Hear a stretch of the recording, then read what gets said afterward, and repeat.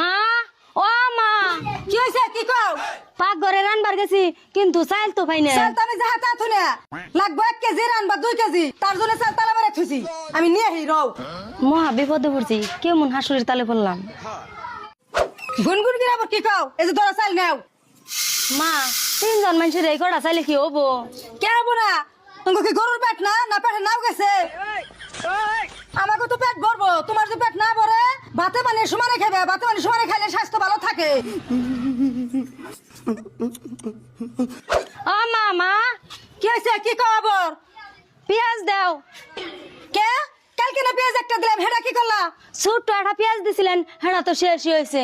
ওটা ছোট্ট পেঁয়াজ না ওটা ছোট্ট পেঁয়াজ এই বড় পেঁয়াজ দিছি অম্বা পেঁয়াজ আমরা আগে 4 দিন করে খাইছি এই যে পেঁয়াজ নাও এই পেঁয়াজ 4 রক্ত নিবে আর জানি পেঁয়াজ চাও না 2 দিনের মধ্যে। বাবারে মানুষ রে কেমন হাসুরির তালে পড়লাম।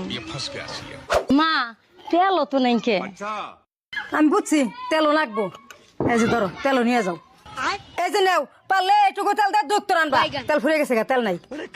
কি কন আপনারা এমন হাসুরি কি আপনার ঘরে আছে থাকলে একটু কমেন্টে জানাইবেন। এক মুখা তেল দিয়ে 2 রানবার খেলো।